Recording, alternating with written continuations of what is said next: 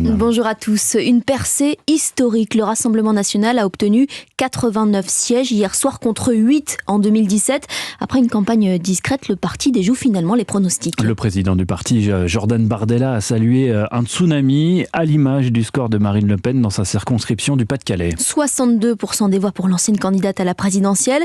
Le correspondant d'Europe 1, Lionel Gougelot, a passé la soirée dans son fief d'Hénin-Beaumont où les militants exultent. Une explosion de joie teintée d'incrédulité tant la performance est historique. Embrassades et champagne, quelques larmes même dans l'assistance. Les sympathisants de Marine Le Pen lui font un triomphe quand l'ex-patronne du Rassemblement national les rejoint.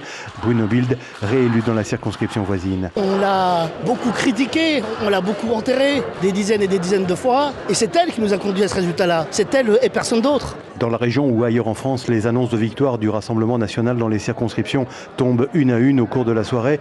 Autant de force pour contrer la politique d'Emmanuel Macron, selon Marine Le Pen.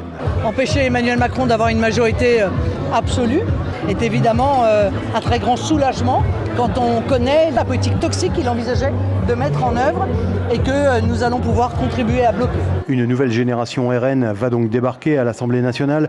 De nouvelles têtes, oui, mais pas forcément novices, assure Caroline Parmentier, élue à Béthune. Beaucoup travaillent avec Marine depuis longtemps. Beaucoup ont déjà des mandats politiques, notamment de conseillers régionaux. Et croyez-moi, on sera un groupe dont on entendra beaucoup parler. Une chose est sûre, constate un élu, avec tous ses députés et les moyens financiers qui en découlent, le Rassemblement national entre aujourd'hui dans une autre dimension. À Hénin-Beaumont, Lionel Gougelot, Europe 1. Et Marine Le Pen qui fera donc partie des 215 femmes élues hier soir. Un hémicycle tout de même moins féminin qu'en 2017 avec 37% de députés et ES sur les bancs de l'Assemblée nationale.